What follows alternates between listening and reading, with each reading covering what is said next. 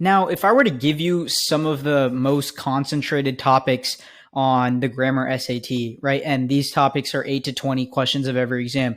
You would think if you didn't know anything about SAT grammar, those are probably the highest priority things that you would want to focus on, right? And if you're cramming for the August SAT and grammar isn't your strong point, this is for you. But also, if you're not exactly cramming for it, but you just want to get better at grammar, this video is for you. Now, if if we want to maximize how much we get done in a short amount of time, we do the things with the same effort that give us the most reward. And I've compiled in this presentation just a bunch of the concepts and just like within every concept, certain details that I think are going to instantly make you better at that question just by knowing that detail, and hopefully get a higher percentage accuracy of those questions correct. So you can literally boost your score just a certain amount of points just by doing all of these things and practicing them maybe just a little bit before your next SAT. Now, a 1600 score might have already known all of these concepts, but they still refresh themselves on it and practice on them regardless of getting them perfect every single time. They have such a strong mastery over all of these skills and almost every skill in the grammar SAT that they don't need to do this, but they weren't always this way. Now, I'm Karthik, and this is how to improve your SAT grammar score 100 points today. Now, the first topic, transition sentences. And the topic and conclusion, we'll go into that a little later, but mainly it's all about transition sentences. Topic and conclusion sentences are just different types of transition sentences that you look a little different at, but you don't look at it, you look at it in the same general way. Now, transition sentences have key terms, and those key terms are going to be referenced above and below the phrase. So the phrase itself needs to have these certain key terms, and not necessarily terms as in specific words, but ideas that are referenced above and below. So you're going to know the difference, right? So read above and below the sentence, and honestly read a little bit more to find out the main idea, because the key term might not be a literal term itself, but a term as in like a concept that's repeated and that is a smooth transition between two different concepts, but the transition word relates both of the concepts within them. Now, topic and conclusion sentences are going to be way more general. Those terms and phrase definitions are going to be about the whole paragraph. They're going to lead everything inside of it. Now, you want to focus on sentences that lead smoothly. They don't like abruptly change something, right? It doesn't like sound awkward, but they also include, right, that those key details. It doesn't include any extra details that weren't talked about. And the most important thing, it addresses the paragraph as a whole. It doesn't address just like a small portion of the paragraph or a specific detail that's not really integral to the whole meaning of the entire paragraph, right? And keywords are the focus, right? You don't want to make a transition sentence like, oh, this included the same word above and below, so it must be correct. It's not just that the key word just like exists and is a concept in above and below the transition sentence. It's the fact that that key word is the focus of the paragraph, right? It's not just mentioned somewhere. It's actually just the focus of the meaning, right? If I were to write the main idea, it would belong in there.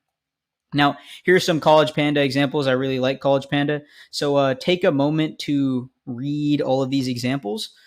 So yeah, so the first one, right, it talks about card counting. And in the second one, it talks about how it's actually difficult to do so, right? In the middle sentence, it's like, it's a cool detail, or I guess like it's a relevant detail, but it's not a good transition, right? So if we're to come up with something that talks about the difficulty of card counting, like B obviously does that very well. The challenge of this tactic, it's much easier to do. It looks easier to do than it really is, right? And that's the transition sentence there. Now, 2, if we're looking at that one, we notice like at the beginning, it talks about like there's this really good restaurant, let's say, right? And the second one, the sentence, like the one that's highlighted, it just talks about like foot traffic details. It's not really relevant, right? And the danger is that a move somewhere else might kill its unique vibe. So we need something that relates the fact that it's a popular restaurant and the danger of it moving is going to kill its unique vibe. And so if we look at all the sentences, D, due to their success, they're thinking about moving locations to accommodate their rapidly. So yeah, it relates the idea that this restaurant is becoming more and more popular, so they're getting more customers. And, because of their success, they're thinking of moving. But the problem with moving is that it might kill its unique vibe. So D is obviously the answer there. Now, punctuation tips.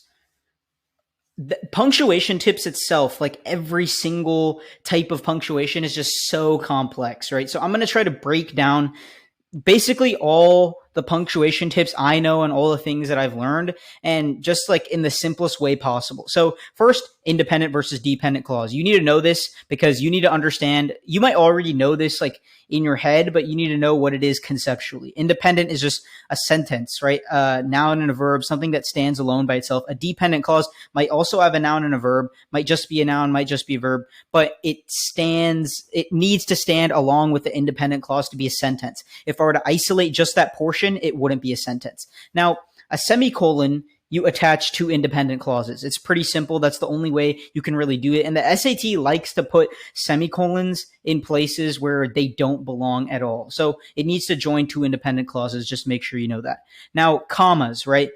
This is probably the most complex one and the one that has the most questions on the SAT. Use it for series, obviously. Like if you're listing a bunch of things, use it for introduction of something, right? If you're introducing someone and adding some detail after that, you need to introduce that. Now, non-essential details. If I were to say, oh, the person, comma, and put the person's name at end comma, right? Those commas are necessary because it's a non-essential detail adding to something just previously said. And a transition, if you're transitioning, like, for example, comma, although, comma, and then you say whatever you want to say, but make sure it's not prepositional phrases, like you're not putting a comma after on the hill, right?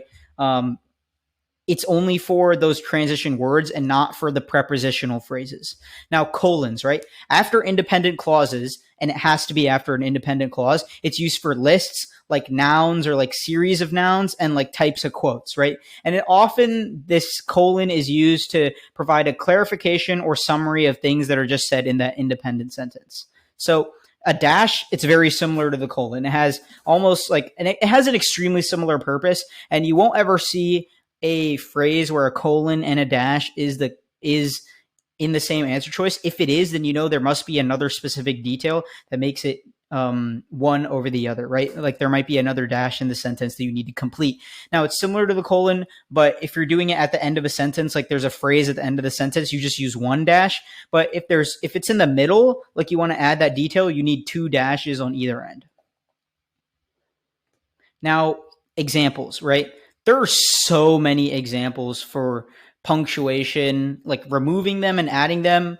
I think it's just not doing it justice putting an example here. Do them in real SAT questions. After this video, look up the SAT Suite question bank, go to there, practice the questions. It's as simple as that. Now, word choice. Sometimes you just have to know the definition, right? And you're just going to have to know what the word means. And if you don't, it's going to be somewhat difficult to know, but that's not always the case. But if it is, use your context to find the definition. Use the sentence above and below and the meaning and the entire like flow of the paragraph to try to figure out what that word could mean or a word that it's similar to. Now, here's just some basic tools to help you get good at word choice, right? You want to remove anything too casual, anything that's like not professional sounding, right? You want to remove exaggerations, like things that are like, this is the only, and this will never happen, right? You want to remove exaggerations, remove vague sounding words that don't provide clarification. There might be better words that provide clarification. Identify homophones. Now, this one trips people a lot. It's just words that you just need to know the difference between certain words that sound the same and have different meanings. You just need to know it. Just memorize them. Every time you encounter them, figure them out. And practicing for word choice is your friend. Not all of the word choice rules are going to follow this exact framework. So you just need to practice and get really good at them. That's like the only thing you really need to do for word choice. Now, here's some examples. You can pause to read. Now, securities company services are being exited in the short term, right? You don't really say something is being exited in the short term. A better word from that is like a suspension, right? Something that resembles that. So shutting down temporarily is like the best thing that replaces that in terms of like suspended, right?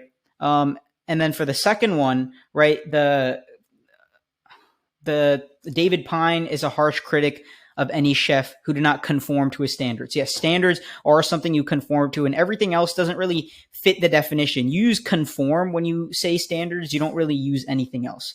So, and meet the bar of is just, it's too long, right? Conform to is much simpler. So it's no change. right? Three, police detective was frustrated. Yeah. So the witness's refusal to cooperate potentially valuable information. You don't cooperate information, right? You don't cooperate information. You give information, right? And the only thing I see here that is like short and concise is contribute, right? You're contributing information. You're not just cooperating it. So it has to be D. Now, some final tips for grammar. Your worst skill in grammar, the question you get wrong the most, is probably not on this list. If it is, practice it. I've given you some tips. Go ahead. But it might not be. So identify your worst skill and practice that one the most, especially if you're cramming. Just practice all the things that you struggle with the most so you can get the most return on your effort, right?